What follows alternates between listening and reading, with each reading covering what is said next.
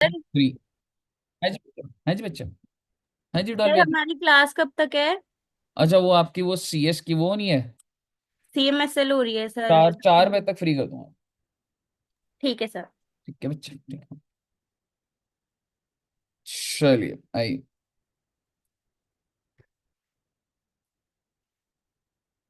अब हम जो नोट्स बनाएंगे साथ साथ बनाइएगा। हम्म। अच्छा, कोई बात नहीं, लगती रहती है, ठीक है। अब मैं थोड़ी देर में आऊंगा, ठीक है नहीं? चलो। 139 3। 139 3 किस चीज का है बच्चे? Loss return. मैं आपको याद कराता हूं, आप सभी बच्चों ने सेट ऑफ करा था, याद है आपको? लॉस रिटर्न कि यस अगर सर। अगर आपने रिटर्न टाइमली नहीं भरी तो कैरी फॉरवर्ड नहीं होने दूंगा, सेट ऑफ होने यस दूंगा। हमने एग्जांपल में था, याद करें, बोला था रिटर्न में आएगा। Yes sir. Yes sir. आज वो दिन है बेटे।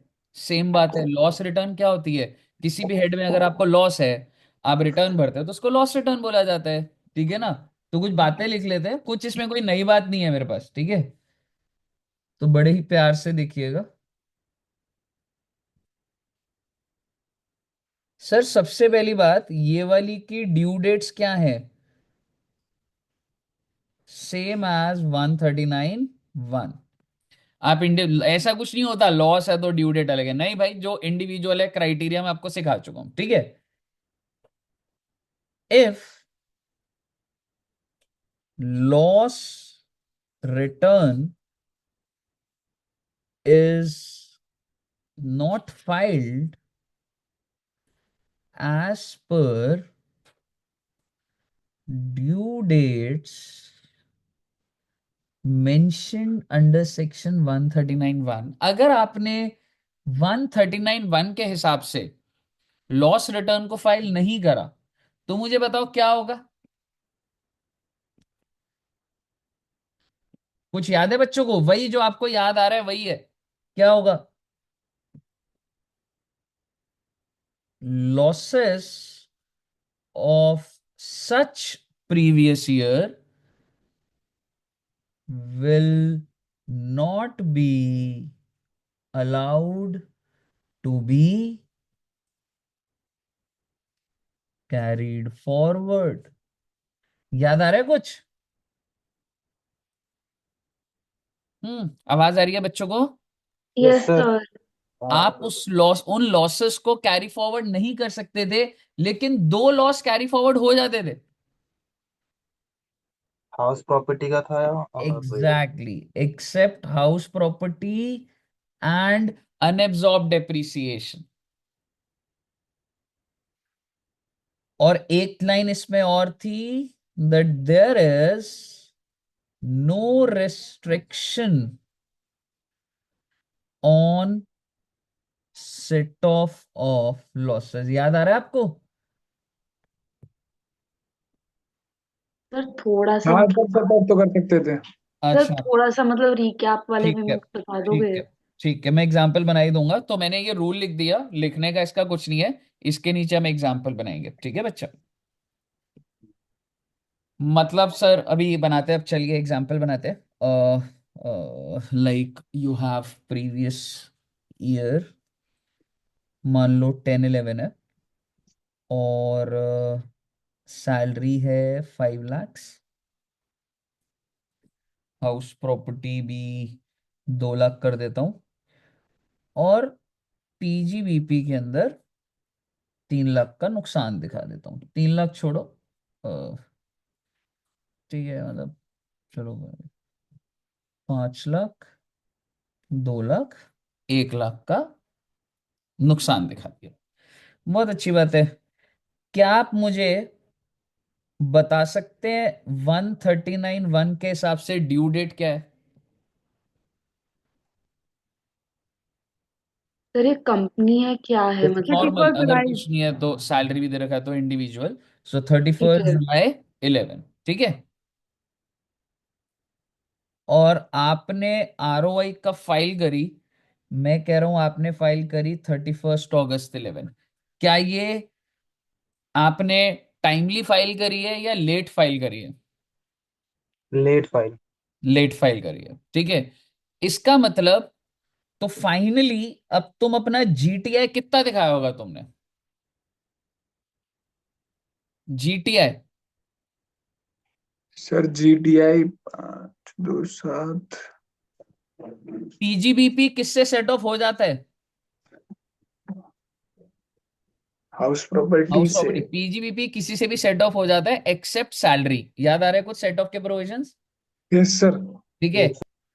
तो पर ये सर ये लाख रिटर्न तो, देते हैं। हाँ हाँ, पर सर ये 6 लाख। रिटर्न तो लेट है, तो सेट ऑफ करूं या ना करूं? सेट ऑफ हो सकता है ना सर। एग्जैक्टली exactly, यही तो लिखा कैरी है। फॉरवर्ड होगा बस। There is no restriction on set off. तो उसके ऊपर थोड़ा ना रोक लगेगी। तो आपकी जीटीआई क्या आएगी? 6 लाख आ जाएगी, नहीं आ जाएगी? Yes sir. हाँ, जीटीआई आपकी क्या आ जाएगी बच्चे? 6 लाख। जीटीआई तो 6 लाख आ जाएगी, कोई दिक्कत वाली बात ही नहीं है। मुझे बताइए यहां तक कोई दिक्कत? No sir. अब मैं अगले साल जा रहा हूँ, नेक्स्ट ईयर 11-12, बहुत अच्छी बात है सर, 11-12 में गया। और दोबारा से मैं बोल रहा हूँ 5 lakh, house property 2 lakh, PGBP 4 lakh, 31 July 12। And please, हाँ ठीक है, एक चीज और कर लूंगा, बल्कि सही करूंगा। और आपने रिटर्न भी कब भरी? 31 जुलाई 12। ओहो, अब बताइए पीजीबीपी पूरा का पूरा किससे सेट ऑफ हो जाएगा? हाउस प्रॉपर्टी से। हाउस प्रॉपर्टी से। क्या सैलरी से होगा? नहीं। तो जीटीआई तो 5 लाख ही आएगी। और 2 लाख का कैरी फॉरवर्ड हो जाएगा। Exactly exactly. और अब कैरी फॉरवर्ड कितना कर देंगे? 2 लाख का पीजीबीपी लॉस। इसमें कोई दिक्कत? कोई दिक्कत तो नहीं है ना किसी बच्चे को? नो। No sir. आइए, 12-13 में 5 लाख, 2 लाख, 4 लाख, 31 जुलाई 13। And now I am saying 31 October 13। क्या मैंने लेट कर दिया? और मैं 12-13 शुरू होने से पहले क्या मैं कह सकता हूं मेरे पास ऑलरेडी ब्रॉड फॉरवर्ड कितने का है? 2 का। 2 का। क्योंकि वो कितने साल चलेगा? 8 साल चलेगा, तो ये पहला साल है। अब आप मुझे बताइए सर, पीजीबीपी हो क्या रहा है सर? लॉस है, कोई बात नहीं बेटे, ये 4 लाख इसको खत्म कर देगा। Yes sir. ठीक है। तो जीटीए कितनी आएगी? 5। 5। अब सवाल ये आता है कि इसका कितना बच गया अभी? 2 लाख। 2 लाख। और जो ब्रॉड फॉरवर्ड है उसका मैंने कुछ करा अभी तक? नहीं। नहीं कर। पहले तो करंट ईयर का सर होता है, फिर सर ब्रॉड। हमारे पास था ही नहीं कुछ सेट ऑफ करने के लिए, इसलिए हमने किया ही नहीं। मतलब ऑलरेडी हम इस ईयर का ही नहीं पूरा कर पा रहे थे। Exactly exactly. तो जो ब्रॉड फॉरवर्ड है वो एज इट इज पड़ा हुआ है। So now do you realize कि एक तो आप क्या चाहते हैं, कैरी फॉरवर्ड क्या करना चाहते हैं? एक बात बताओ, एक तो ये 2 लाख जो आ रहा है ये तो आगे ले जाना ही चाहते हो तुम। और क्या और 2 लाख और नहीं आ गया? हाँ सर। यही दो तो रह गए। अब आप मुझे बताइए, क्या मैं ये 2 लाख को कैरी फॉरवर्ड कर सकता हूँ जो पुराना वाला चल रहा है? आंसर इज यस, ये तो चला जाएगा। और बेटे, करंट ईयर वाला नहीं होगा। हाँ, जिस साल की रिटर्न अब, क्योंकि तुमने करंट ईयर का लेट करा, तो इस साल का जो नुकसान है वो मैं कैरी फॉरवर्ड नहीं होने दूंगा। ये वाला कैरी फॉरवर्ड नहीं हो सकता, यानी कि ये वाला कैरी फॉरवर्ड नहीं हो सकता। ये वाला तो चलता जाएगा। समरी अगर दूं, जिस साल का रिटर्न खराब हुई, कौन से साल की रिटर्न खराब हुई है? 12-13 की। तो 12-13 का लॉस कैरी फॉरवर्ड नहीं होने दूंगा, सेट ऑफ होने दे रहा हूं, कैरी फॉरवर्ड नहीं होने दे रहा हूं। ये जो आप कैरी फॉरवर्ड करना चाहते थे, मैंने कैरी फॉरवर्ड होने नहीं दिया, नहीं दिया, नहीं दिया। इस बार पेपर में इसके ऊपर सवाल आया था। बताइए, कोई दिक्कत? सर हाँ जी। सर मेरे को ये पहले वाले में समझ नहीं आया सर, 6 कैसे आया? 6 लाख। कौन सा दोस्त? सर फर्स्ट वाला 10 लाख। फर्स्ट वाले में तेरी जीटीए है ना, देखना। 5 लाख की सैलरी, हाउस प्रॉपर्टी 2 लाख का, और पीजीबीपी 1 लाख, तो 2 लाख में से 1 लाख माइनस कर दिया तूने, 1 लाख और 5 लाख, 6 लाख आ गया जीटीए। अच्छा। अच्छा सर, मेरे पीजीबीपी। को सर वो 12 लग रहा था देखने में, अच्छा इस अच्छा। वजह से नहीं हाँ, है। नहीं नहीं, 1 लाख ही है दोस्तों। ठीक है ना? सब बच्चों को क्लियर है? अगर मैं आपको सो इन सर सो इन समरी मतलब यही है ना कि जिस साल की आपने रिटर्न खराब करी, सिर्फ सेट ऑफ उसी ईयर का नहीं कर सकते, मैं कैरी फॉरवर्ड नहीं कर सकते, सेट ऑफ कर सकते हो। बिल्कुल। और पुराने जो लॉस चल रहे हैं, अगर उनकी आपने टाइमली भर दी थी तो वो चलता रहेगा। एक बार लॉस चलना स्टार्ट हो गया तो वो चलता रहेगा। जिस साल का आप रिटर्न खराब करेंगे, मैं उस साल का लॉस कैरी फॉरवर्ड नहीं होने दूंगा, उस साल का लॉस सेट ऑफ तो मैं होने दूंगा, कोई दिक्कत नहीं है। कही क्लियर है बच्चे? बोलो बोलो। Yes sir. ओके। तो आइए सर जी, सेक्शन 139(3) आपका डन है।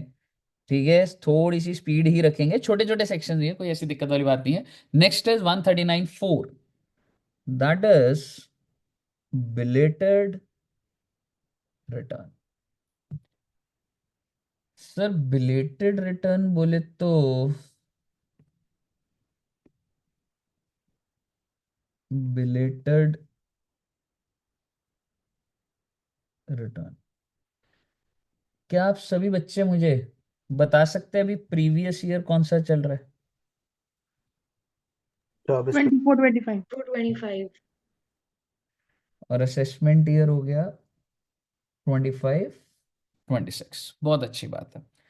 और अगर मैं ऐसी जनरल लेवल में इंडिविजुअल कैटेगरी में बोलूं कि आप रिटर्न कब तक भर सकते हैं, मतलब what is the last date to file the ROI?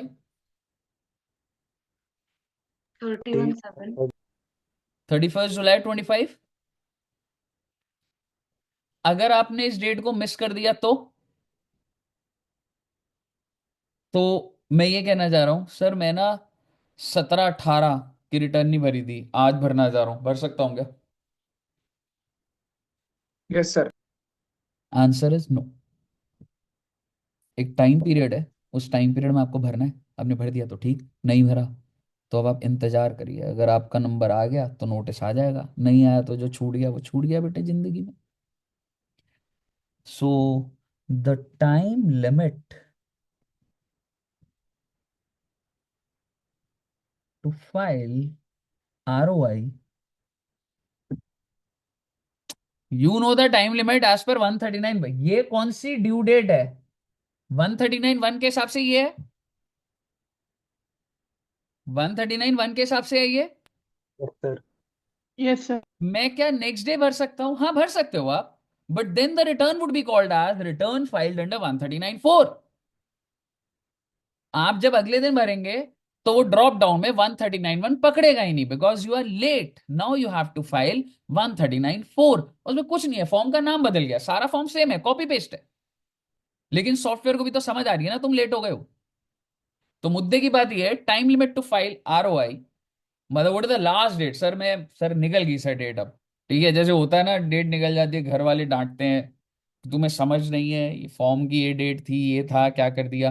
फिर भी होता है कि अरे सर फिर भी कुछ तो कोई स्कोप होगा, कहीं पे लेट भर सकते हैं। हाँ जी, भर सकते हो आप। और वो लेट भरने की क्या है? Earlier of 3 months before the end of relevant assessment year. Oh my God! क्या आप बता सकते हैं, हालांकि 24-25 अभी खत्म नहीं हुआ है, पर इसकी जब डिटेल भरी जाएगी तो 31 जुलाई भरनी है, पर उसके बाद भी कौन सी डेट लास्ट कह रहा है ये? 31 दिसंबर 2020। एग्जैक्टली, एग्जैक्टली 31 दिसंबर। तो पहली डेट है 31 दिसंबर, या फिर before the completion of assessment under section 144। Sir ये आप क्या बोल रहे हो सर? आप कंप्लीशन ऑफ असेसमेंट ये क्या होता है सर? बेटे अगर तुमने रिटर्न नहीं भरी 31 जुलाई को, तो ऐसा हो सकता है कि तुमको कोई नोटिस आ जाए, एओ अपना एक्टिविटी पे आ जाए और एओ तुम्हारी इनकम इस डेट तक निकाल दे। तुमने इस दिन रिटर्न नहीं भरी, तुम्हें इनकम टैक्स से मैसेज आ गया, ए रिटर्न भर दे रे। ऐसा होता है, मैं आपको सीक्वेंस देता हूं। लेकिन आप मुझे बताइए, एक बार के लिए सुनिएगा, क्या आपको लिमिट नंबर 1 क्लियर है? Yes sir. सर मैं एक कैसे? ये वाली बताओ सर दोबारा से। बिल्कुल बिल्कुल, मैं आ रहा हूं उस पर। क्या मैं कह सकता हूं लिमिट नंबर 1 है? 3 months after the end of relevant previous year. No, 3 months before the end of relevant assessment year. After मत लिख देना प्लीज। अच्छा अच्छा, ठीक ठीक ठीक। ठीक है, सबसे पहले 31 दिसंबर क्लियर है?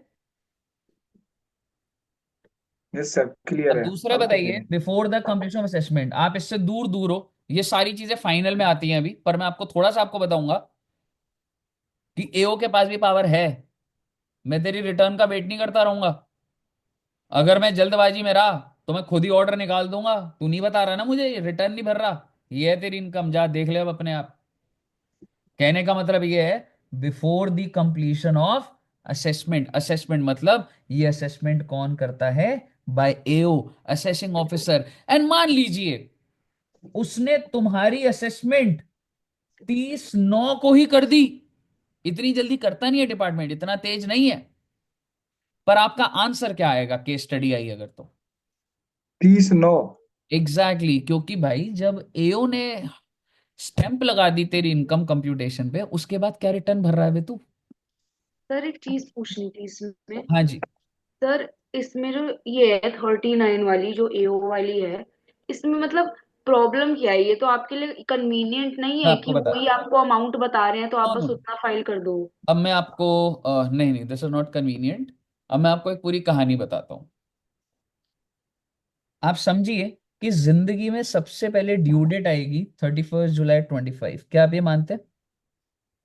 यस सर, ये 139(1) के हिसाब से आ गई। Exactly exactly. अगर आपने इस डेडलाइन को मिस कर दिया यस सर।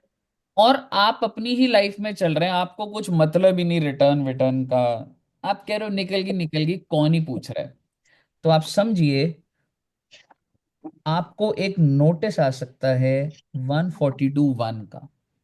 अब मैं आपको सीक्वेंस दे रहा हूं हर चीज का, एक कि लिखने का कारण है कुछ।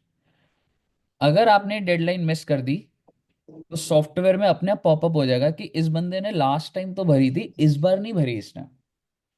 और ऐसा हो सकता है अगर आप एक हाई वैल्यू एसएससी हैं, तो आपको नोटिस आ जाए 142(1) का। नोटिस होता है to file ROI within specified days.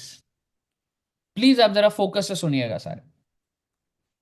Return date थी, आपने मिस कर दी, आपके घर पे एक नोटिस आया that it seems you have not filed the return of income. और सर ये ऑटोमेटिकली एक बार, सॉफ्टवेयर है? हाँ बिल्कुल, एक बार आप ना सुनिएगा, एक बार 5 मिनट, ठीक है? तो 24-25 के आपने रिटर्न मिस, आपने प्रीवियस ईयर खत्म हो गया, रिटर्न मिस करी, आपके घर पे एक नोटिस आया कि it seems you have not filed the return and kindly file the return with in 30 days. उसके अंदर एक टाइम पीरियड भी आएगा कि आप प्लीज उस टाइम पीरियड के अंदर रिटर्न भर दीजिए। ठीक है, लेट सपोज कि एग्जाम्पल उस रिटर्न में कितने डेज दिए? 30 डेज। अब आप मुझे बताइए, अगर आपके घर में नोटिस आया तो क्या आपको रिटर्न भरनी चाहिए या नहीं भरनी चाहिए? यस सर, भरनी चाहिए। भरनी चाहिए, पहली बात।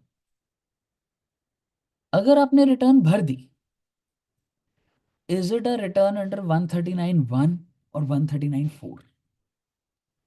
139(4)। एग्जैक्टली, ड्यू डेट्स निकल चुकी हैं, तो इसके बाद भी अगर आप भरेंगे, if assessee files ROI within specified days, it will be called a ROI under section 139(4). First thing, just because आप एक नोटिस के टाइमलाइन के अंदर दे रहे हैं will not make your return under section 139(1). पहले आपको ये क्लियर है? यस सर, मतलब एक भी दिन का डिले होता है तो फिर वो 139(4) हो जाता है। बिल्कुल 139(4) हो जाता है, कैलेंडर सॉफ्टवेयर अपना पकड़ेगा, 139(4) अपने आप हो जाएगा। लेकिन मैं आपको कह रहा हूं, आपको 142(1) का क्या आया था? नोटिस। क्या ऐसे लोग होंगे जो उस नोटिस का भी रिप्लाई नहीं करते होंगे? हाँ, हो सकता है। Yes sir. In case of no reply of notice under section 121, ये बातें आपको पेपर में लिखने की जरूरत वैसे ऐसी है नहीं, लेकिन ये मेरे को इसलिए समझाना पड़ रहा है क्योंकि ये लिमिट आपको समझ ही नहीं आएगी मैम। अगर आपने कोई रिप्लाई नहीं करा, क्या लगता है आपको इनकम टैक्स वाला अब क्या करेगा? सर वो खुद की डेट डिसाइड करेगा असेसिंग ऑफिसर या तो। ही विल इशू या show cause notice. Show cause notice होता है 144 का।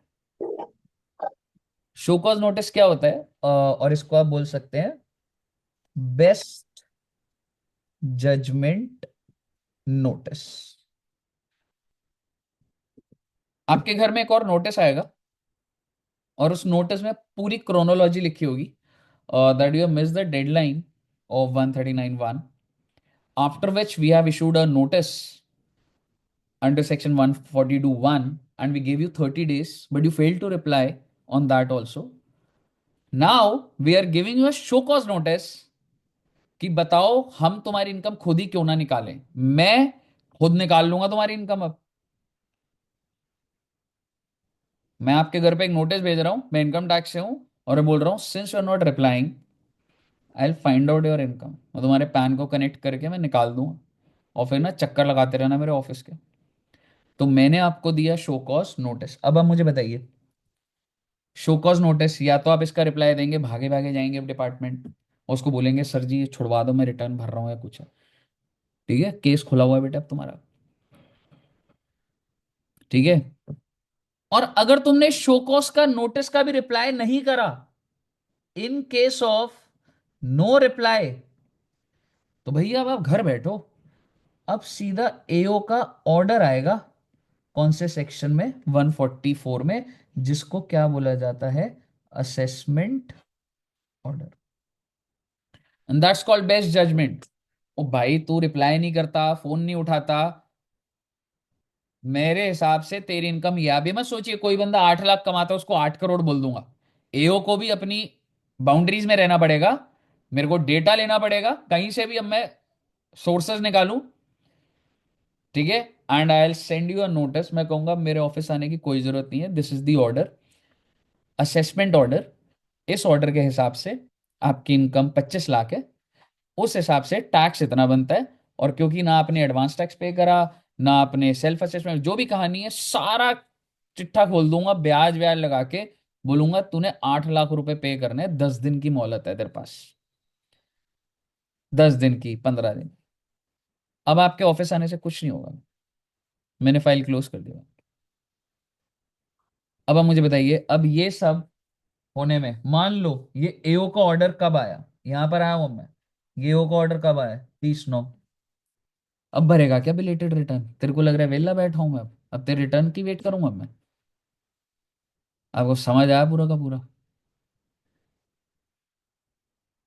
हाँ जी, अच्छा, तो मतलब आपको उससे पहले ही करना है, तभी बिफोर एग्जैक्टली। लिखा हुआ है।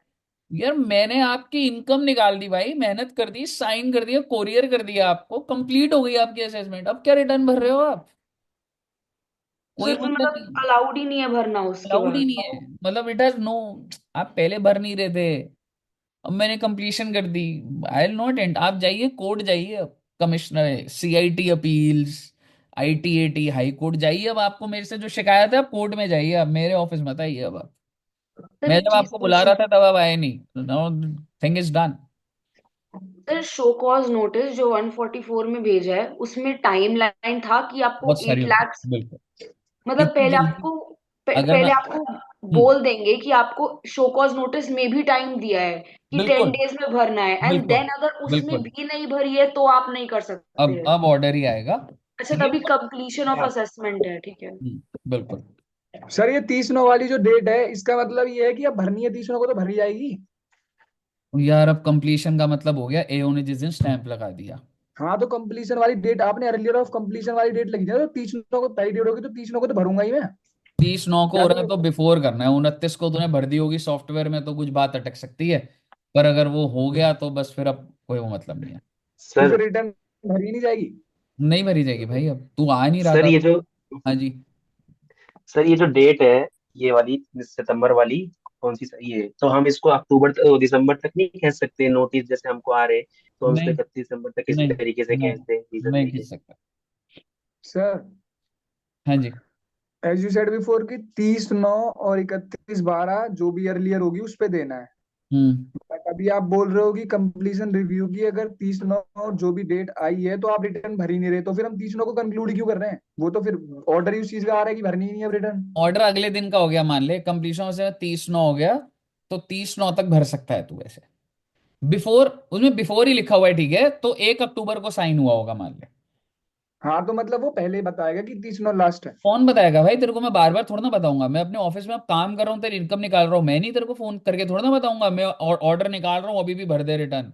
मैंने तेरे को शो कॉज सर नोटिस भेज दिया, तू हाँ नहीं आया। अब भाई मैं अपने ऑफिस में काम कर रहा हूँ भाई, तेरी इनकम सीधा ऑर्डर आएगा तेरे पास अब।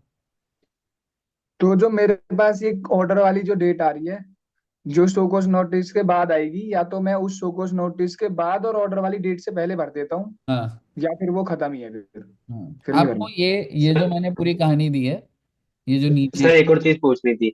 हाँ सर जी। ये जो 31 दिसंबर वाली डेट है, जब आपने कहा कि यहाँ तक मैं खींच के नहीं ले जा सकता नोटिस के माध्यम से, तो फिर इसको मैं लेना ही क्यों है? इसको दे क्यों रखा है इसको 31 दिसंबर वाली मेरे भाई डे इतनी पॉइंट को? जल्दी असेसमेंट भी नहीं होती ना। मान ले अब तेरी असेसमेंट 26 में हो रही है, तो तू क्या असेसमेंट का वेट करता रहेगा क्या? 31/12 के बाद तो सॉफ्टवेयर भी नहीं लेगा तेरी return, which ever is earlier है ना। आप ये मत सोचिए, इनकम टैक्स इतना तेज भी नहीं है, असेसमेंट होने में लग जाते हैं, गवर्नमेंट को डिटेक्ट करने में, नोटिस भेजने में, 142(1), 144, इसका क्लोजर इतनी जल्दी भी नहीं होता।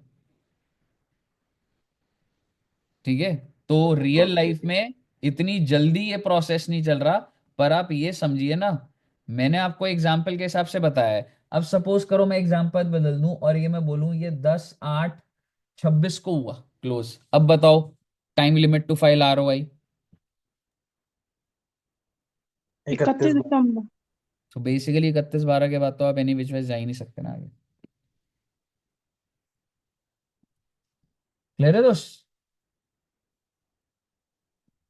ओके हाँ सर। जी। All clear till here? Okay. आइए नेक्स्ट पर आते हैं बच्चे। 139(5), दैट इज रिवाइज्ड रिटर्न। कैसा हो सकता है कि रिटर्न में हमसे कुछ गलती हो गई हो? ऐसा हो सकता है?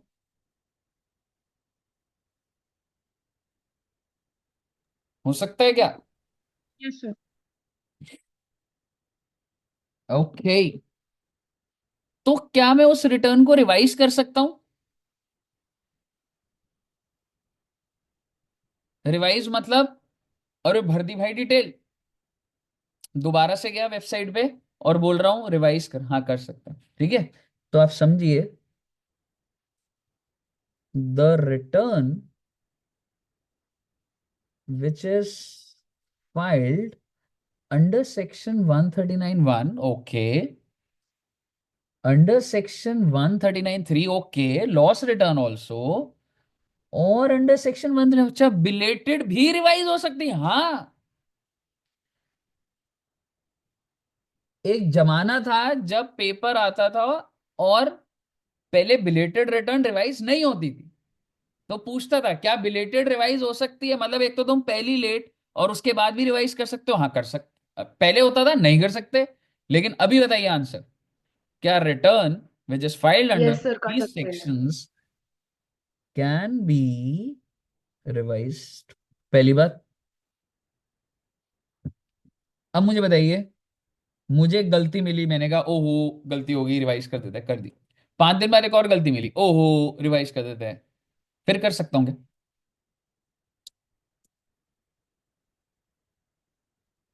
एन नंबर ऑफ टाइम्स, कितनी बार भी कर ले भाई रिवाइज, कोई दिक्कत वाली बात ना है। पहले बताइए, यहां तक समझ आया? यस यहां सर। तक समझ आया? प्लीज बोलिए। Yes yes sir. मेरा आपसे एक सवाल है, सर ये क्या बताया आपने? कैन बी कितनी बार भी, revise n n number n of time, you can number revise of. It any number of times. ठीक। अब आप मेरी बात सुनिए। आप एक कंपनी में हैं, और आज लास्ट डेट है, और आपका डेटा रेडी नहीं है रिटर्न भरने के लिए, और उस कंपनी में लॉस है, लॉस। और अगर तुमने आज नहीं भरी तो क्या होगा तुम्हें मालूम है? कैरी फॉरवर्ड नहीं होगा, और आज लास्ट डे है, क्या करोगे? सर सर रिवाइज मे कर बी देंगे सर। अगर प्रिपेयर आपने नहीं करी है अभी, तो अभी के लिए आप मे बी ज्यादा लॉट एग्जैक्टली। शो कर सकते हो, मैं कह रहा हूं और फिर ज्यादा आप उसको जो बाद में डालना है, मैं कह रहा हूं ज्यादा कम नाम डाल के 0 0 करके सबमिट कर दो, क्योंकि अगर तुमने सबमिट नहीं करी तो कैरी फॉरवर्ड ही नहीं होगा लॉस। तो ये प्रोफेशनल, और ये इन्होंने इसलिए छोड़ा है कि यार कई लॉस कंपनियां हैं यार, अगर भूल गई यार, वो भाई एटलीस्ट इतना तो प्रोविजन आना चाहिए उन लोग को, तुम्हारे सीए को। और ये इसलिए छोड़ी हुई है चीज, अरे यार नहीं हुई वर्किंग। आप सोचो, आपका टैक्स का काम है, 50 कंपनियों की रिटर्न है, अरे भाई लास्ट डे पे कुछ कुछ भी लोचा हो गया, ये तू सबमिट का बटन दबा रहे तू, मैं कल देख लूंगा इस चीज को, एकदम से थोड़ा ना नोटिस आ जाते हैं। मैं आज चाहे 0 पे भर दूंगा, इसलिए हम लोग बेटे लास्ट डे भी 11:30 बजे भी अगर मेरे पास कोई डिटेल नहीं है, मेरे को रिटर्न की टेंशन, मैं कहूँ भाई आज 0 पे भर दूंगा, कल देख लूँ। आप समझ रहे हो क्या कहानी है ये? समझ आया ना आपको? Yes sir. और ये चीज एक आम जनता पैनिक करती है, ओ last day last day last day last day, detail भरनी है। अरे काहे की चिंता रे, सिर्फ सबमिट का बटन दबाना है, डिटेल सॉफ्टवेयर लैग वगैरह कोई दिक्कत नहीं, कुछ भी लिख के भर दो, भी आप कल रिवाइज कर लेंगे। मुझे बताइए, कोई दिक्कत बच्चे? सर एक चीज पूछनी थी। हाँ जी बच्चे। अगर आप टैक्स वगैरह पहले ही क्योंकि पे कर रहे हो, आपके पास इंफॉर्मेशन पहले ही है, इतना मतलब गलती का स्कोप कम नहीं है फिर? हाँ, गलती का स्कोप कम है, लेकिन कंपनीज की चीजें कॉम्प्लिकेटेड होती हैं। मतलब आप ये कह सकते हो कि कंपनी के रिटर्न के जो फॉर्म्स होते हैं ना, वो 60 70 पेजेस होते हैं, तो बहुत चीजें अच्छा। डालनी होती है, मतलब बड़ा फॉर्म होता है उनका। ठीक है ना, तो पर सर उसमें लॉस बैलेंस वाला शीट। और बिलेटेड वाले केस में तो स्पेशली ये तो बहुत ही अनफेयर लग रहा है कि उसमें भी रिवीजन दे दिया। मतलब you don't want to give. Sir मतलब क्योंकि आपके कई बार पास तो क्या हो इतना जाता है ना टाइम बच्चे, था, इतने पहले इंफॉर्मेशन थी, लेकिन तो फिर ऑलरेडी भी बहुत क्यों? कंप्लायंसेस होते हैं ना इंडिया में, मतलब अगर वो कंपनी जीएसटी है तो 36 रिटर्न्स आ रही हैं, टीडीएस की रिटर्न्स जाएंगी, टीडीएस की पेमेंट मंथली है, सो ऑलरेडी बहुत कंप्लायंसेस। ठीक है सर, ठीक है ठीक ना, है। मतलब वो चीज़ है। Last date up to which return can be revised. कब तक कर लेगा भाई रिवाइज? 17 18 की रिटर्न रिवाइज हो जाएगी क्या आज? ना हो पाएगी। Earlier of 3 months before the end of relevant assessment. Oh my God, ये तो सेम लिख दिया सर आपने। दैट इज, क्या मैं कह सकता हूँ हमारा ऊपर वाले एग्जाम्पल में साल कौन सा था? 24 25। सर 31 दिसंबर ही हो गया फिर तो। सेम हो गया है जी। और दूसरा, before the completion of assessment under section 144. Okay. Under section 143(3). Okay. And 144। अरे सर अब ये क्या है? ओ बेटे पहले तो तुम ये समझो, कंप्लीशन ऑफ असेसमेंट मतलब भाई जो एओ ने अगर कर दिया तो कर दिया, और मान के चल लो अगर उसने 30/11/25 को कर दिया तो तुम्हारा आंसर क्या आएगा? 13/11। एग्जैक्टली 30/11/25। पहले तो आपको पहले लॉजिक और वो मतलब वो चीज आनी चाहिए। फिर सर अब आपने क्या सेक्शन लिख दिया मैं आपको वो बताऊंगा।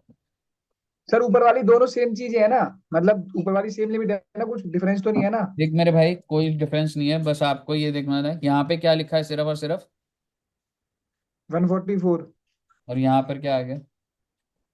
143 और 4। अब ये क्या चीज है मैं आपको बताता हूँ, ठीक है? क्योंकि आपको एक आइडिया होना चाहिए, ऐसा नहीं है कि आपको आइडिया ही नहीं होना चाहिए। और ये मेरे साथ एक बार हुआ था तो मैं आपको बताता हूँ। ओह देखो, अगर तो तुम रिटर्न ही नहीं भरते, कम्युनिकेट ही नहीं करते, तो सरकार के पास कौन सा ब्रह्मास्त्र था 144 का? सर बिलेटेड वाला।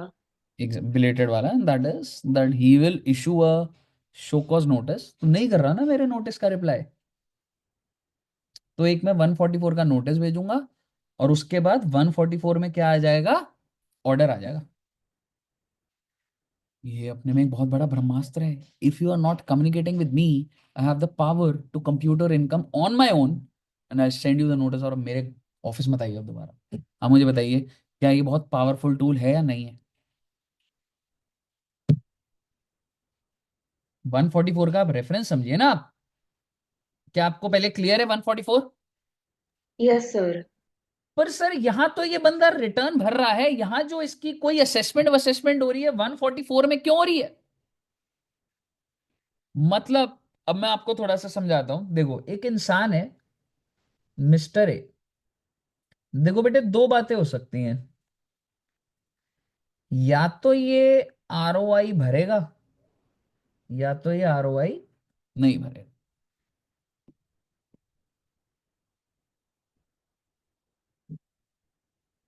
और अगर इसने आरओआई नहीं भरा तो इसके ऊपर कौन सा नोटिस आ जाएगा? 142(1). और अगर इसने इसका रिप्लाई भी नहीं करा तो शो कॉज नोटिस 144 का। और अगर वो भी नहीं हुआ तो एओ का ऑर्डर 140। क्या आपको यहां तक क्लियर है? Yes sir. लेकिन आप मेरा आपसे एक सवाल है, अगर इसने रिटर्न भर दी तो क्या ये इधर आ जाएगा? Yes sir. यानी कि अगर तो इसने फाइल कर दी तो इसने फाइल कर दी, यही है ना? Yes sir. तो भाई देख, अगर तो तुम रिटर्न और मेरी बात ही नहीं मानते तो तुम 144 जरिए मैं खा जाऊंगा तुमको 144 में। लेकिन क्या मैं कह सकता हूं there are many people who file the return generally also. There are people. ए तुम यस कंपनी सर, में जो काम बदनाम भी करोगे, कर देते हैं। कंपनी रिटर्न भरेगी नहीं भरेगी टाइमली? रहेगी सर। भरेगी। तो क्या हो गया, रिटर्न भर दी, ये बच गए हम, ये अब हमारे को कभी कोई नोटिस नहीं आएगा, हम अच्छे नागरिक हैं, हम 100 करोड़ कमाते हैं, हमने 10 करोड़ दिखा रखे हैं। आपको क्या लग रहा है सरकार का नोटिस नहीं आ सकता? क्या कहते हो? आ सकता आ है नहीं सक आ सकता? आ सकता है सर। आ सकता। सरकार का नोटिस आ सकता है जो भी लोग रिटर्न भरते हैं, और उस नोटिस को बोला जाता है, नोटिस कौन से सेक्शन में आता है वो 143(2). इसको बोला जाता है स्क्रूटनी, कि भाई हमारा केस फंस गया है स्क्रूटनी में। आपने रिटर्न भरी, आपके पास नोटिस आ गया 143(2) का, that your case has been selected for detailed scrutiny. अब मुझे बताइए, आप एक कंपनी में है, उस कंपनी को ये नोटिस आ जाता है, आपको खुश होना चाहिए या परेशान होना चाहिए? सर परेशान, क्योंकि वो लूप होल्स निकालेंगे अब। लेकिन अगर उनको नोटिस नहीं आया ना बेटे, तो आपकी नौकरी एग्जिस्ट नहीं कर रही है। अब खुश होना चाहिए या परेशान होना चाहिए? सर अब खुश होना चाहिए। ठीक है ना? तो आपकी जॉब यही होती है, जो लोग असेसमेंट्स में लगे होते हैं। मैं भी कंपनी में था तो उनको नोटिस आता था, तो आपको वो इनकम आईटीयू में सीआर बिल्डिंग है ना, वो वहाँ पे केस रिप्रेजेंट करने जाना होता है। तो सर वो लॉयर्स नहीं करते? नहीं, केस लॉयर्स करते रिप्रेजेंट हैं आप हाई बोल रहे हो? कोर्ट सुप्रीम कोर्ट में। अगर आप सीए हैं तो आप हाई कोर्ट में नहीं जा सकते केस को। हाँ हाँ। ठीक है, लेकिन ये सीआईटी अपील्स होता है, आईटीएटी होता है, वहां तक आपको लॉ की डिग्री नहीं चाहिए होती, उस लेवल ठीक तक। है सर। तो नोटिस आया 143(2) का कि आपका केस सिलेक्ट हुआ है। तो ऐसे मेरी कंपनी को भी आया।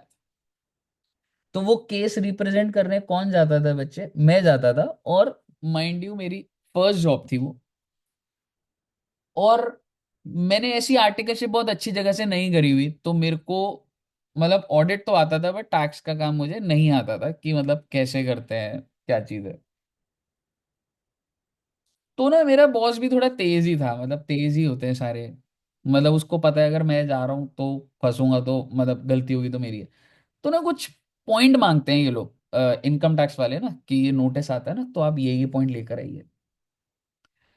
तो कुछ पॉइंट्स का आंसर आप लेके जाते हैं, वो चेक करता है, फिर वो अपनी और डिमांड निकालता है। ऐसे करके हेयरिंग्स होती हैं। ठीक है, नॉर्मल ऑफिस होता है, सरकारी ऑफिस। इस तरह बैठे हो, इस तरह बैठे हो, नॉर्मल सी चीज होती है। तो मैं ना फर्स्ट टाइम जा रहा था, मतलब ये मेरा फर्स्ट टाइम ही एक्सपीरियंस था कि मैं केस रिप्रेजेंट करने जा रहा हूँ। तो ना उसने ना कुछ ना 4-5 पेजेस मांगे हुए थे। ठीक है, मतलब उसका कोई रिक्वायरमेंट था, उसके 5 पेज थे। पर ना मेरे को उतना आता नहीं था कि वो एग्जैक्टली exactly उस पॉइंट से क्या मतलब है। और मैंने ना, वो ना सिर्फ मार्च के कुछ चालान मांग रहा था, मैंने पूरे साल के चालान प्रिंट करा दिए। और प्रिंट पे प्रिंट, प्रिंट पे प्रिंट, 250 प्रिंट करा दिए। ठीक है, तो पेजेस कितने चाहिए थे? मोटा मोटी 10, और मैंने 250 करा दिए। मैंने भी अपने बॉस को दिखाया, मैंने कहा सर ये आज मैं उधर सबमिट कर रहा हूँ, तो ये चालान से। कह रहे हाँ हाँ, बढ़िया बढ़िया बढ़िया, जाओ। तो आप समझिए कि नोटिस आया, नोटिस का रिप्लाई करने में गया, और जब मैं उसके सामने बैठा तो उसने फाइल खोली, उसने देखा 250 पेज हैं। फिर उसने मुझे देखा, और मैं तो सोच रहा था मैं तो बहुत सही कर रहा हूँ लाइफ में, मतलब भाई, मतलब समझ रहे हो, टैक्स में अब जाना स्टार्ट हो गया। तो वो मुझे कहता, आप सीए ही हो ना? मैंने कहा हाँ सर, मतलब सीए करी है मैंने। तो कहता है कि लग नहीं रहा मुझे। अब आप मुझे बताइए, गुस्सा आएगा या नहीं आएगा? सर मुंह फोड़ आएगा। देते उसका। बहुत आएगा सर। मैंने कहा क्या बात कर रहे हो आप? मेरे को आ गया था गुस्सा। किधर उड़ा देते सर। मैंने कहा कि मैं सीए नहीं लग रहा, मैंने इतनी मेहनत करी है सीए बनने के लिए, और आप तो सिर्फ टैक्स देखते हो। मैं तो कंपनी में अभी सर्विस टैक्स, जीएसटी भी देख रहा हूँ, अकाउंट्स भी देख रहा हूँ, और आपको मैंने डिटेल सबमिट करी है। आपको कोई प्रॉब्लम है तो आप बताओ। तो मुझे कहता है कि इधर ना चुपचाप बैठ जा, नहीं तो ना 144 कर दूंगा तेरे ऊपर। और मैंने उसको बोला सॉरी सर। एओ के पास पावर है, अगर उसने जो डेटा मांगा, अगर तुम उसमें आनाकानी कर रहे हो, अगर तुम वो डेटा लाने में डिले कर रहे हो, तो एओ के पास पावर है। कह रहा है ये ना 143(2) के बाद सीधा तेरा 144 कर दूंगा, बेस्ट जजमेंट कर दूंगा, यहाँ आने की जरूरत नहीं है, चला जा अपनी कंपनी में। सर होने देते ना, कंपनी भी छोड़ देते फिर, और दोनों को मारते। ठीक है। ठीक है, अब ऑब्वियसली भाई मेरे को लगा भाई ये तो केस खराब हो जाएगा यार। ठीक है, तो even if you have filed the return, even if you filed the return, correct process क्या है? 143(2) का नोटिस आया है। करेक्ट प्रोसेस क्या है बच्चे? 143(2) का नोटिस आया था। तो चुपचाप से ऑर्डर कौन सा निकलेगा? 143(3). लेकिन अगर आपने डिटेल सही नहीं दी, अगर वो कह रहा है डिटेल लाओ, अरे सर आग लग गई फैक्ट्री में, आज भूल गया, कल शादी थी, परसों बर्थडे है सर, वो कहेगा भाई सुन, जिंदगी भर के लिए नहीं बैठा मैं तेरे लिए यहाँ पे, 144 कर दूंगा मैं तेरा। कहने का मतलब है अगर आप रिटर्न नहीं भरते तो भी 144, और अगर आप उसके ऑफिस में जा रहे हैं तो भी वो आपको डरा तो सकता है। सर 143(3) का मतलब ये है कि डिटेल्स देख ली और सब कुछ ठीक है। सब कुछ ठीक नहीं है, ये भी ऑर्डर है, इसमें अब वो अपने हिसाब से विद ऑल द सेक्शंस या कुछ भी केस स्टडी, केस लॉ लगा के बोल देगा आपने यहाँ पे चोरी करी, आपने यहाँ पे करी है। मेरे को आपसे कोई बहस नहीं करनी, मैं आपसे डिटेल लूंगा और मेरी अपनी कैलकुलेशन चल रही है और मैं ऑर्डर दे दूंगा, 5 करोड़ रुपए कम है, क्यों कम है, ये वाला पॉइंट है। चलो मैं आपको और रियलिटी बताता हूँ, आपको क्या लग रहा है, एक बार सुनना अब। तो 144 तो मैंने नहीं होने दिया था, मैंने बोल दिया था कि sir sorry sir, next time सही पेपर आ जाएंगे। तो आपको क्या लग रहा है वो केस 142, 143(2) के बाद नोटिस के बाद उसने ऑर्डर किस पे निकाला होगा? 143(3). वो बिल मांगता था, ये खर्चे का बिल अच्छा। दिखा, ये खर्चे का बिल दिखा, आप लेके जाते थे। Yes sir. और फिर उसके ऑर्डर में था the assessee has not provided the bills for 50 lakhs, for one पर करोड़ सर आपने तो कर दिए। यस, मैंने बॉस को बोला सर उसको बिल तो दे रखे हैं। तेरा भाई उनकी प्रमोशन भी इसी पे होती है, हमने भी उनको पैसे दे रखे हैं, कुछ ना कुछ तो निकालेगा। 10 करोड़ की अच्छा। चीज ना निकाल के 1-2 करोड़ का डिमांड निकालने दे, सीआईटी अपील में केस चलाओ, चलते रहने दो बारी, ऐसे चल रहा है सब। तो फिर कौन सा, फिर वो क्या इशू करेंगे मतलब? कुछ भी नहीं, अब वो उसने वो ऑर्डर निकाला, उसने बोला आपकी ये डिमांड है, ठीक है आप सर। नेक्स्ट डे अपील्स में चले जाते हैं, फिर ठीक है अपील में सर। अगले 2 महीने बाद हेयरिंग है, अपील सीआईटी अपील से भी अगर आप हार गए, अब आईटी एटी में जाए, एक ही केस को चल रहा है 15-15 साल तक बच्चे, तब तक एम्प्लॉय चेंज, तब तक सब चेंज, कौन देख रहा है क्या है। अच्छा ठीक है ठीक है ठीक है। ऐसा सिस्टम चल रहा है। एंड रही बात कि वो बंदे ने क्या करा, उसको कोई इंटरेस्ट नहीं है जी, he is not patriotic, he is not there कि वो आपका, आपने कोई चीज चोरी करी है, नहीं। उसके प्रमोशन के टर्म्स क्या है कि मेरे को इतने रुपए के डिमांड ऑर्डर्स निकालने हैं और मैं ज्यादा मेहनत नहीं करूंगा, मतलब मैं कुछ ये बिल्स नहीं है और इनके बॉस से बात कर लूंगा कि आप मेरे को इतना दे दो, मैं सिर्फ इतने की डिमांड निकालूंगा। तो सर अगर स्पेसिफिकली जैसे फाइनल ऑर्डर आया कि 1 करोड़ की डिमांड है, तो फिर वो 143(3) है। 143। अगर ठीक है 144 भी होता तो वो क्या निकालता, जो भी है, ऑब्वियसली ठीक है बैक्ड बाय सॉलिड रीजन, तो कोई भी चीज हो, बट ठीक है सर। 144 में थोड़ा रिलेशन खराब हो चुका होता है, तो वो ऐसा था नहीं उनके साथ, हमारी कंपनी उनको कुछ ना कुछ ट्रांसफर करती थी ठीक है पैसे ठीक है ठीक है ऑफ रिकॉर्ड्स, तो वो वाली चीज है। तो बेसिकली सिस्टम ऐसे चल रहा है जी। आपको लगेगा कि ठीक आपने है सर। सारी चीजें पढ़ ली, yes, it will help you, क्योंकि वो आपसे सेक्शंस में बात करेगा, वो बात करेगा कि हाँ भाई यहाँ तो 27 लग रहा है, मतलब वो डीम्ड ओनरशिप सीधी बात करेगा कैसे, हाउस 27 लग रहा है, ठीक है, फिर वो बोलेगा 139(3) है तो लॉस रिटर्न है। लेकिन एट द एंड जो सेटलमेंट होती है वो ऐसे होती है, दे आर नॉट इंटरेस्टेड, मतलब उनके पास खूब नॉलेज है, ये जो सेक्शंस पढ़ रहे हो आप वो डेली देख रहे हो ये चीजें, but at the end of the day their targets, their promotional targets, money flow, everything. The big question is कौन कर रहा है ये? केजरीवाल। इनकम टैक्स किसके अंडर आता है? Central government. सेंट्रल गवर्नमेंट पे कौन है? बीजेपी। बीजेपी। केजरीवाल। मोदी। और एंड इट्स, मतलब वो वाली चीज है, सिस्टम इतने वो है कि आसान नहीं है, बट कुछ चेंज नहीं हुआ भाई, ठीक है, मतलब बोलना करप्शन हट गया ही है, वेदर इट बी एमसीडी कुछ भी, कहते हैं ना खाऊंगा ना खाने दूं, कुछ नहीं है भाई ऐसा। सारी दुकानें जितनी भी आज चल रही हैं बाहर, सब पैसे दे रहे हैं भाई पुलिस वालों को, क्या चेंज कर दिया भाई आप? सो सर प्लीज, किसको लाना चाहिए फिर? Please vote carefully. ठीक है सर, हार रहा है वोट वैसे भी वो। वोट फॉर आम आदमी party, vote for change. Sir 8 तारीख को खुलेंगे ना वोट्स, हाँ, काउंटिंग भी होगी ना। तो देखते हैं कौन जीतेगा। ठीक है, तो ये सारी चीजें मैंने आपको इसलिए बताई क्योंकि यहाँ पर ये लिखा रहा था। आप बोलते हैं सर इसने तो रिटर्न भरी है तो 144 क्यों आ रहा है? भाई रिटर्न भरने के बाद भी 144 हो जाता है, और रिटर्न भरी है तो 143 तो होता ही, मतलब होने के चांसेस होते हैं। कंपनीज पे तो आते ही आता है।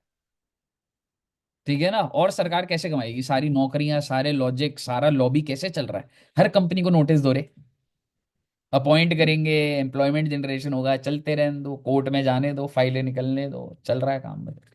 ऑब्वियसली देर आर, मतलब ऐसा नहीं है, प्रोफेशनल्स ही हैं। ठीक है, बट ऐसा भी मतलब ये है, सिस्टम जैसे हैं। सर वो आपने क्या बताया था, कहाँ पर केस चलते रहते हैं फिर उसके? आईसीआई की बिल्डिंग तुम्हारी आईटीयू पे है, उसके साथ ही है सीआर बिल्डिंग। वो जो पूजा लॉ हाउस और अग्रवाल लॉ हाउस देखा है? गए नहीं है बच्चे, पर आईटीओ से राइट होते ही है इनकम टैक्स का। ऐसे और भी जगह है, आगे तुम जाओगे कड़ उस तरफ टीडीएस का भी, लक्ष्मी नगर साइड भी है, नोएडा, बहुत सारे ऑफिसेज होते हैं इनकम टैक्स के। कहिए साहब जी, क्लियर है? मुझे ऐसा लगता है कि हमने काफी कर लिया है। क्या आप एक दो सेक्शन और करना चाहेंगे या इतने पे ही समाप्ति चाहेंगे? सर कितने रह गए हैं? टोटल 1.5 घंटे का चैप्टर बच रहा है, 1.5 से 1 घंटा 45 मिनट। एक दो करा दूं? समाप्ति। सर फिर तो लास्ट क्लास लोगे ही आप, तो फिर उसी में सर फिर खत्म नेक्स्ट कराएंगे। क्लास में ही कर लेते हैं। हाँ, उसमें हो जाएगा। पैन रह गया, आधार रह गया, और छोटे छोटे रह गए एक दो चीजें। हाँ सर वन मतलब, थर्टी नाइन 139 9 और मिसलेनियस ये रह गए ना? हाँ नहीं, तो हाँ फिर 1.5 घंटे मिसलेनियस हो रहता गए। है मेन। हाँ 139.9 और मिसलेनियस। तो 139 9 बढ़ा है सर? नहीं, 139.9 अभी कर लेते हैं, चलो आ जाओ। हाँ वो करा दो सर।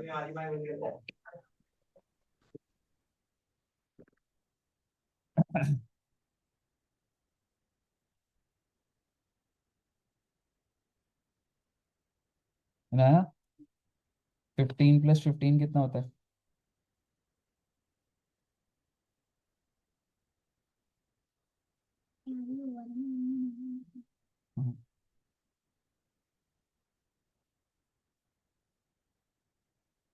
कम ऑन, कितना? 30, वेरी गुड। बच्चों सही है आंसर, 15 + 15 30। Yes sir. करेक्ट है। और 30 + 8?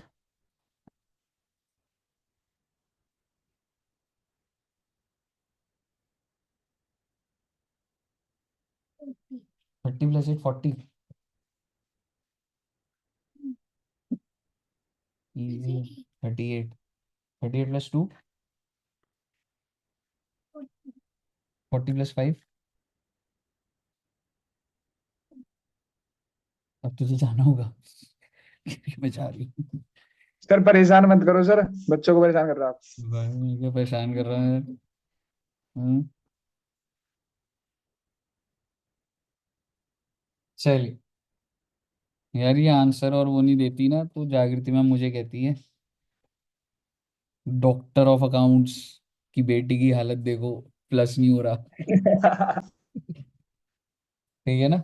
एनीवेज, एक छोटा सा सेक्शन आ गया बच्चे, और ये वाला देखेंगे। हेडिंग डाल लीजिएगा, interest for default in furnishing return of income. अगर आपने रिटर्न ऑफ इनकम नहीं भरी तो क्या लगेगा? इंटरेस्ट। अच्छा जी, एक दो सेक्शन आ गए बेटा, अभी कर लेते हैं बेटी, थोड़ी एनर्जी रखना। छोटा ही सेक्शन है, दो सेक्शन है, इंटरेस्ट और पेनल्टी वाला, आसान है। 1 4 25, नहीं अभी क्या चल रहा है, 24 25 है ना। क्या करें अभी, लिखना है या फिर कोई, मतलब क्या करें अभी? लिखना है, लिखना है, हेडिंग लिख लीजिए, अच्छा ये इंटरेस्ट। मिसलेनियस में है। हाँ, मिसलेनियस के अंदर एक डाल दीजिएगा, 234A।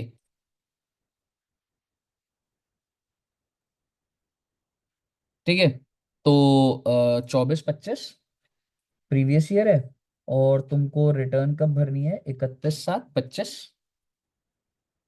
और उसके बाद क्या करना है सर? उसके बाद ये करना है भाई, तुमको रिटर्न इस दिन भरनी होती है, बट सपोज करो तुमने रिटर्न भरी 31 दिसंबर 25, क्या आप मुझे बता सकते हैं डिले कितने महीने का हो गया?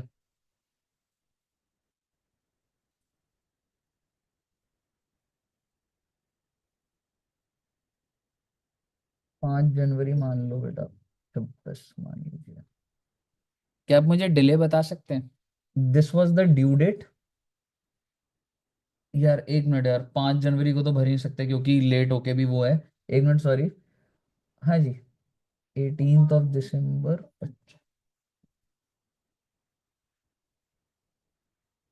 हाँ जी, क्या आप मुझे डिले बता सकते हैं? अगस्त का महीना एक, सितंबर, 5 अक्टूबर, सर, नवंबर, 4 months दिसंबर। 18 days। Exactly, so it is part of the month, you will take the whole month, तो डिले कितना हो गया? 5 मंथ्स। तो अगर आपने डिले करा तो इंटरेस्ट लगेगा 1% पर मंथ और पार्ट ऑफ मंथ।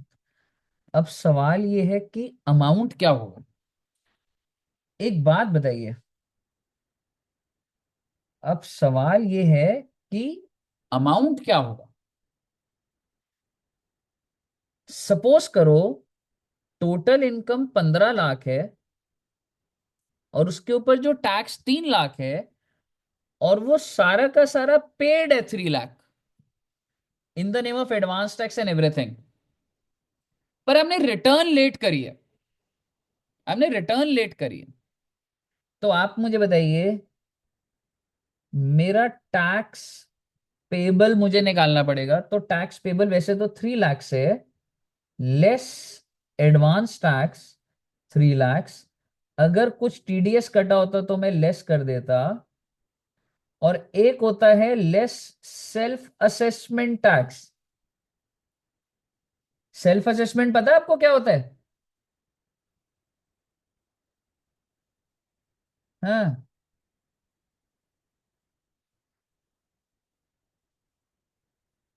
सर जो एम्प्लॉयर देता है। नहीं नहीं, जो खुद से पे करते हो आप। ए भैया, प्रीवियस ईयर में दो तरीके से पेमेंट होती है, एडवांस टैक्स और टीडीएस। और जो पेमेंट आप असेसमेंट ईयर में पे करते हैं इस पीरियड में, और डेट स्पेसिफाई करूंगा कि इस डेट तक क्या पे करा, इसको बोला जाता है इस टाइम पर आपने क्या पे करा, सेल्फ असेसमेंट टैक्स। मेरी बात ध्यान से सुनिए, मैं एग्जांपल को बेटर कर रहा हूं। आप मुझे बताइए आपने कमाया कितना? 3 lakhs। नहीं, 15 lakhs, and your tax was 3 lakhs, ठीक थ्री है। लैख एडवांस टैक्स आपने 50,000 दे दिया था, टीडीएस आपका 1 लाख कट गया था, यस सर। और आपने ना सेल्फ असेसमेंट टैक्स लॉजिकली कितना पे करना चाहिए था तुम्हें 31 जुलाई तक? रिटर्न भी भरनी है, पे भी करनी 1.5 lakhs। है, and let's suppose you have paid that. तो मैं इसको अगर एग्जांपल को करूं तो टी एडवांस टैक्स कितना किया आपने? 50,000। टीडीएस कितना है? 1 लाख। और सेल्फ असेसमेंट इसका एक सेक्शन होता है 140A, ठीक है। इसमें आपने कितना दे दिया? 1.5 लाख। क्या आप मुझे बता सकते हैं क्या कुछ आउटस्टैंडिंग है? No sir. क्या 31 जुलाई 25 को आपने रिटर्न तो नहीं भरी है, लेकिन आपके टैक्सेस पूरे हैं? क्या कुछ इंटरेस्ट लगेगा? क्या कुछ नो अमाउंट सर। निकला आपका? Answer is. और अगर भैया मैंने सेल्फ असेसमेंट कुछ भी पे नहीं करा होता, सिर्फ और सिर्फ मान लो एडवांस टैक्स टीडीएस गया होता, तो अमाउंट कितना होता जिसपे ब्याज लगाता मैं? 1.5 लाख। 1.5 लाख। रेट है 1%, डिले ले लिया। कहने का मतलब ये है भाई, ड्यू डेट वाले दिन रिटर्न भरे या ना भरे, टैक्स टैक्स भरा होना ना करा चाहिए। दे, इंटरेस्ट से बच जाएगा। कौन से सेक्शन से? 234A। याद करो 234B एडवांस टैक्स में करा था, याद करो 234C भी एडवांस टैक्स में करा था। Yes sir. एग्जाम्पल बना लीजिए।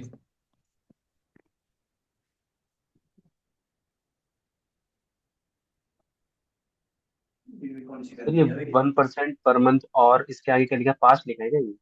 Part of the month. अच्छा पास्ट।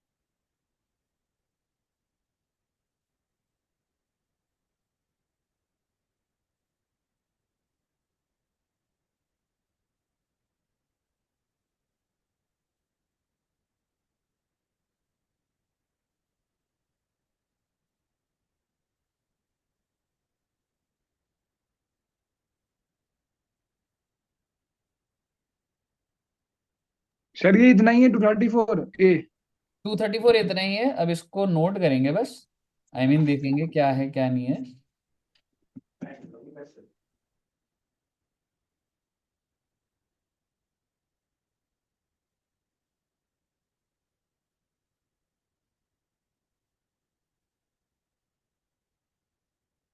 बताइए, यहां तक लिख लिया बच्चे?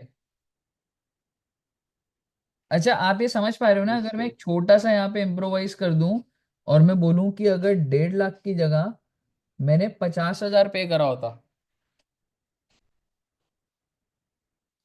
तो can you tell me how would you calculate interest under section 234 A? Sir कहाँ पे इम्प्रोवाइज करा आपने? मैंने 1.5 लाख की पेमेंट की जगह 50,000 करी, अच्छा ओके। तो तो 3 लाख का टैक्स था 1 लाख शॉर्टेज। रह गया। हाँ, 1 लाख के ऊपर 1% 5 मंथ्स के लिए बच्चे। यस तो, सर। तो 1 लाख का 5% क्या हो गया? 500 रुपये। 1 लाख का 1% ना? 1% हो गया 100 रुपये, इंटू 5 महीने 500 के हो लिए गया। 500। 500 हो गया। सभी क्लियर है बच्चों को? Just sir. Yes. Simple interest 1%, आप इसको पढ़ सकते हैं भाई। ठीक है। Part of the month for commencing from the date immediate following the due date and ending on the fall the return is furnished, date of furnishing the return, मतलब period निकालने के लिए। और अगर आप रिटर्न ही नहीं भर रहे तो भैया जब तक कंप्लीशन ऑफ असेसमेंट, आप भाई साहब रिटर्न ही नहीं भर रहे, तो 144 की जिस दिन असेसमेंट हुई उस दिन के आखिरी दिन तक आपका वो होगा। अब आपको ये लाइन अच्छी लगेगी। सर एक बार एग्जाम्पल आप दिखा दोगे, वो लिख नहीं पाए थोड़ा सा ऊपर, इंटरेस्ट वाला। सर किसी मंथ में कुछ डेट लेट हुए तो उसको कंप्लीट मंथ मानते हैं ना? हाँ जी, पार्ट ऑफ द मंथ वो लिखा है, 1% पर मंथ और पार्ट ऑफ द मंथ, इसलिए मैंने वो। सर हम्म। पार्ट में पूरा ही है, मतलब एक दो जी दिन पूरा? हाँ, जी हाँ, ठीक ठीक है। तभी मैंने उसको 5 महीने कर दिया। अच्छा सर, मेरे को लगा था 15 का कुछ होगा तो। पर पूरा चार ही है तो महीने ठीक। 18 दिन थे और उसमें दिन का कुछ नहीं है, चाहे 4 महीने एक दिन होता तो भी मैं उसे 5 महीने कर। ठीक ठीक ठीक ठीक।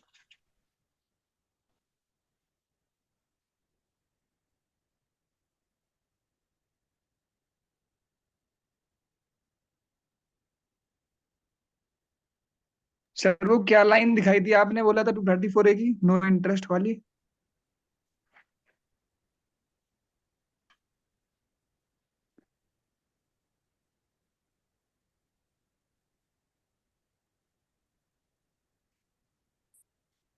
जो पहले टैक्स भर दिया उस पर कोई इंटरेस्ट लगेगा ही नहीं, यही लिखा है ना? एग्जैक्ट। तो बेसिकली वही है, रिटर्न डेट तक अगर तू सारा जमा कर देगा बस, तो इंटरेस्ट से बच जाएगा। और रिटर्न डेट से पहले अगर सारा जमा भी नहीं करा तो जो कर दिया उस पर तो वैसे भी नहीं लग रहा। बिल्कुल। बाकी आपको इसमें और कुछ ऐसा नहीं देखना। अगला सेक्शन लिखिएगा 234F, पेनल्टी।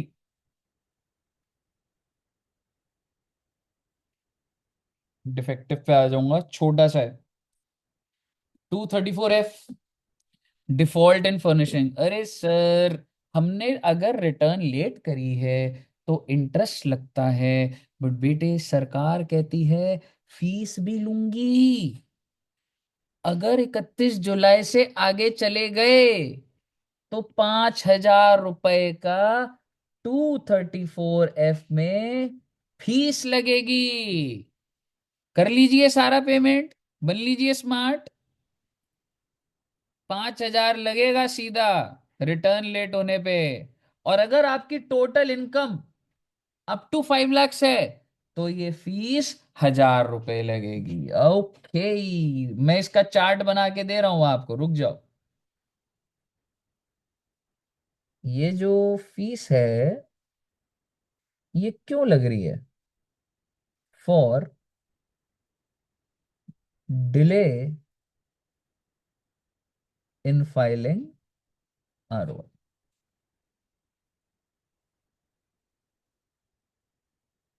डिले समझ गए आप? आफ्टर द ड्यू डेट है ना? हाँ जी। Yes sir. यस। अब फीस दो है, या तो आपके ऊपर फीस 5,000 लगेगी, या तो आपके ऊपर फीस 1,000 लगेगी। 1,000 कब लगेगी? If total income is up to 5 lakhs,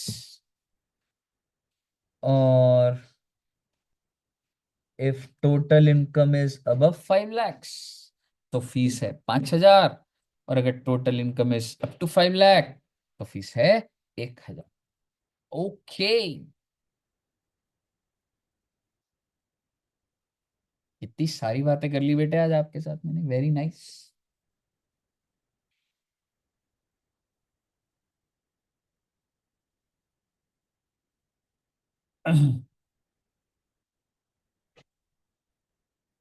यहाँ तक क्लियर है? सर टोटल इनकम 5,000, मतलब वो 1 लाख 5 लाख। से कम है तो 1,000 है। हाँ 5 लाख से कम है तो 1,000 है। हाँ, 5 अप टू 5 लाख। ठीक। 1 मिनट रुक जाओ सर, लिख लेना। लिख लो।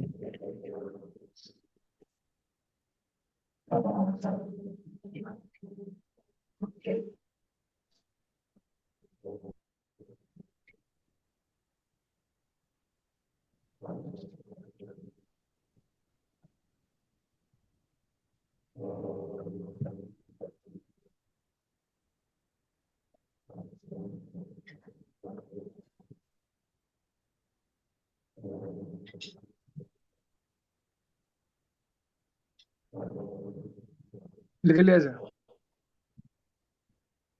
लास्ट सेक्शन बच्चे, डिफेक्टिव रिटर्न।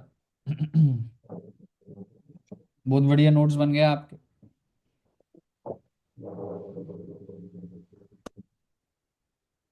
हेडिंग लिख लीजिएगा, डिफेक्टिव रिटर्न।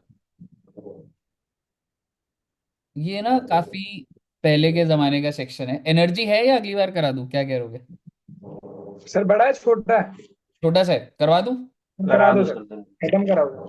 ठीक है, देखो, डिफेक्टिव रिटर्न क्या होता है कि पहले के ज़माने में ना ऑनलाइन फाइलिंग नहीं होती थी, कंप्यूटर इतना यूज़ नहीं होता था।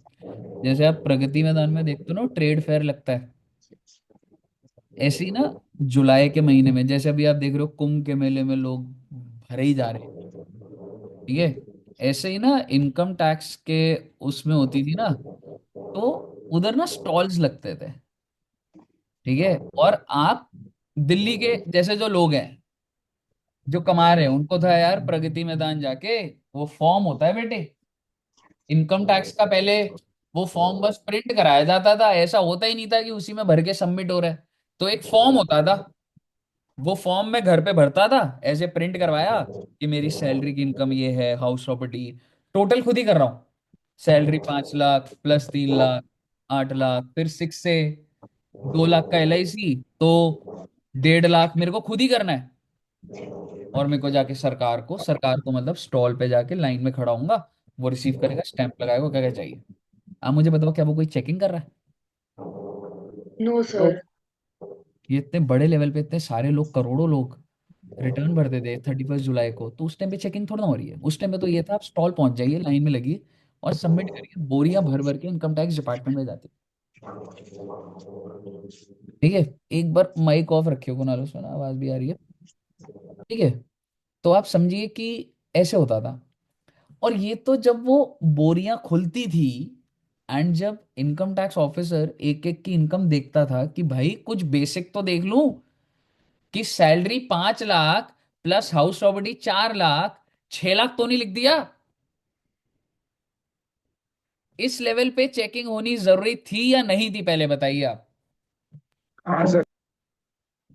और हो सकता है कि वो बंदा बहुत स्मार्ट हो, मतलब उसने खुद ही कह दिया अरे सर मेरे से गलती हो गई। तो ऐसा पहले बहुत केसेस होते थे। हर रिटर्न को, फिजिकल में होती थी रिटर्न, और मुझे उसकी हर रिटर्न के एक लेवल पे अर्थमेटिकल एक्यूरेसी देखनी पड़ती थी। जैसे 80D है, 60,000 का प्रीमियम दिया, उसने कहा ओहो सर मैं भूल गया, मैंने तो 60,000 ही दे दिया। 2 लाख का LIC लिया, ओहो सर मैं भूल गया, मैं 2 लाख दे दिया, डेढ़। अरे भाई किस लेवल तक चेक करता हूँ।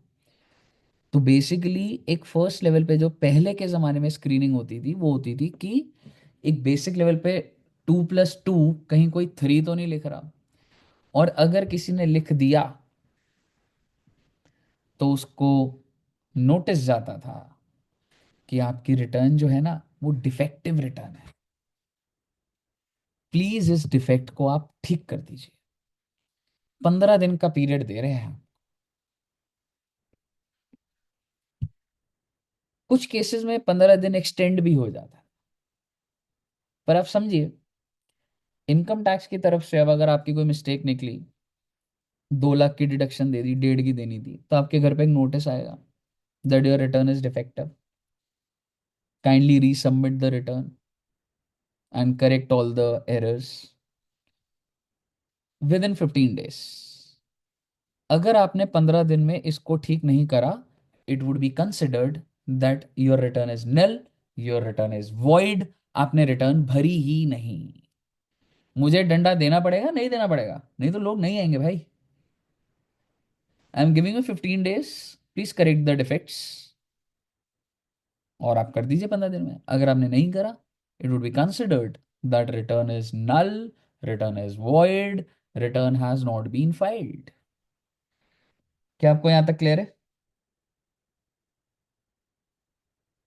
Yes sir. अब जरा आप इस अंडरलाइन चीजों को रीड करिए, इसके नोट्स मत बनाइएगा।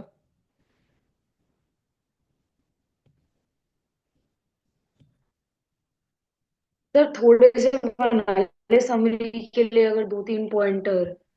इसमें ना एग्जैक्ट पैराग्राफ में सब चीजें लिखी हुई हैं, और वो अभी मैं आपको बताऊंगा। ठीक है, आप इसको एज इट इज नोट कर लीजिएगा चाहे। ठीक है, पर एक बार रीड कर लीजिए एक फ्लो से एक बार। सर कौन सा सर यहाँ लग रहा है, ये वाला पैराग्राफ हाँ है? जी, सेकंड वाला।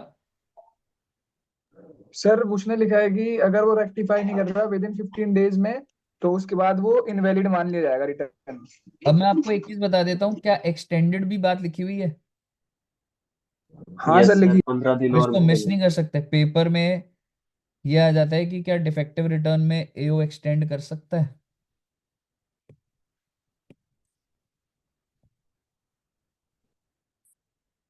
So the yes sir. AO has the discretion to extend the time period beyond 15 days. अगला पैराग्राफ भी पढ़िए। If the defect is not rectified within 15 days or such further extended period, आपने extension करवा लिया और हमने उसमें भी नहीं करा, the return will be treated as an invalid return. बताइए कोई दिक्कत? सर ये ऑनलाइन नहीं हो सकता कि आपने कोई अब गलती कर दी? अब हो जाता है। ठीक है, अब हो जाता है ये, लेकिन मेरे को सोच वो पुरानी वाली देनी थी। ऑनलाइन हो जाता है अब डिफेक्ट, करेक्ट। आज के टाइम पे वो गलतियां होती नहीं बच्चे। अच्छा। सॉफ्टवेयर खुद ही आपका प्लस कर देगा, सॉफ्टवेयर खुद ही आपका 80C 1.5 पे रोक देगा, 80D 50 पे रोक देगा। तो सर ये जो गलतियां हैं, ये प्लस माइनस अरिथमेटिक गलतियां हैं, नॉट कि आपने 6 लाख की इनकम हाँ, 4 लाख दिखा दी या कुछ ऐसे से। आप इसको अभी के लिए आप अर्थमेटिकल गलती मान के चलिए, क्योंकि जिस सोच से मैंने करवाया, पुराने जमाने के एंगल से बोला मैंने। और कई गलतियां ऐसी होती हैं जो रियल में भी हो जाती हैं। जैसे कि मैंने रिटर्न भर दी पर मुझे कुछ ठीक है अनेक्डोट सर। लगाने थे, मुझे टैक्स ऑडिट रिपोर्ट लगानी थी, मैंने वो नहीं लगाया, तो उसको डिफेक्टिव रिटर्न बोला जाता है। तो आपको अभी इतना ऐसे नहीं सोचना, आप अर्थमेटिकल का मान के चलिए अभी, और आपको ऐसे ही लिखना है जो मैं आपको अंडरलाइन करवा रहा हूँ। ये वाला पैराग्राफ पढ़िए।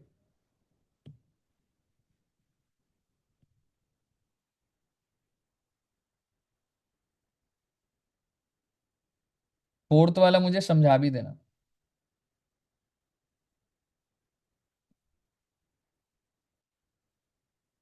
सर उसने फोर्थ वाले में बोल रहा है कि अगर वो रेक्टिफाई कर देता है विद इन 15 डेज या एक्सटेंडेड टाइम में, तो फिर वैलिड मान लिया नहीं, जाएगा। प्लीज, आफ्टर द एक्सपायरी लिखा है। अब आराम से पढ़िए आप। मैंने आपको सर 15 दिन दिए थे, एक बार सुनिए आप। मैंने आपको 15 दिन दिए थे, आपने 16वें दिन करा, आपने एक्सटेंशन ली थी 15 दिन की और, पर मैंने वो भी दिया, आपने उसके भी बात कर रहे हो, where how are the SSC rectify the defect after the expiry of 15 days or further extended. I mean, I am late, but before the assessment is made, the AO may condone the delay and treat the return as valid return. हो सकता है वो अपनी assessment को छोड़ दे और आपके return को ही वैलिड माने। हाँ जी बोलिए। सर क्या सर अगर मतलब बिफोर द असेसमेंट 15 दिन का पीरियड। मैं बोल देता हूँ, एक बार पूरा बोल रहा हूँ। अगर आपके रिटर्न में कोई डिफेक्ट है, आपको नोटिस आएगा, आपको वो डिफेक्ट को रेक्टिफाई करना है विद इन 15 days। अगर आप मुझे बोलते हैं सर 15 days से और ज्यादा दे दीजिए, मैं आपको ज्यादा दे दूंगा, तो अब आपको या तो 15 days में करना था या सच एक्सटेंडेड पीरियड में करना था।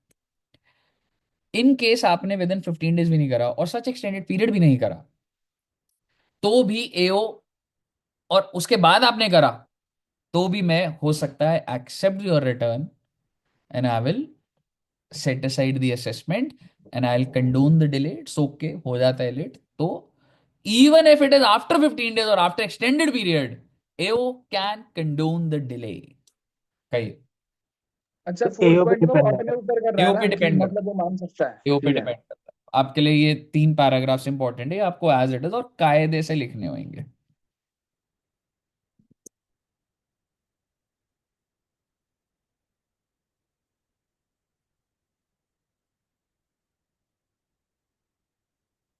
सर एक बार दिखा दो आप। इसमें कोई लाइन का मिसिंग नहीं करें, और एग्जैक्ट बस ये आप चाहे पॉइंटर्स में लिख लीजिएगा चाहे जो होगा, बट ये पॉइंट आप लिख लेंगे तो सही रहेगा। ठीक है सर, हो गया सर, इसके अलावा कुछ और तो नहीं है ना? नहीं, और कुछ नहीं। ठीक है सर। तो कहिए सर, कैसी रही? सही रही सर। आई बढ़िया। होप, आई होप कि समझ आ गया होगा चैप्टर। यस सर, समझ आ गया। Yes sir. Yes sir. बस नेक्स्ट क्लास में हो जाएगा ना बच्चे, फिर तुम्हारा डीटी का बर्डन ऑलमोस्ट खत्म ही है और टीडीएस ही रह जाएगा। फिर थोड़ा जीएसटी के लिए ही टाइम बच रहा है, अकाउंट्स भी खिंच गया तो जीएसटी चलो मेजरली तो। ठीक है बच्चों, तो इतने तक रखते हैं। And thank you very much, सभी बच्चों ने बहुत अच्छे से समझ लिया और वो है। और मिलेंगे कल। कल अकाउंट्स के अंदर वही 1 से 2.5 AS10 हमारा खत्म करेंगे। ठीक है जी। Okay sir. Okay, thank you very much. Bye bye bye bye.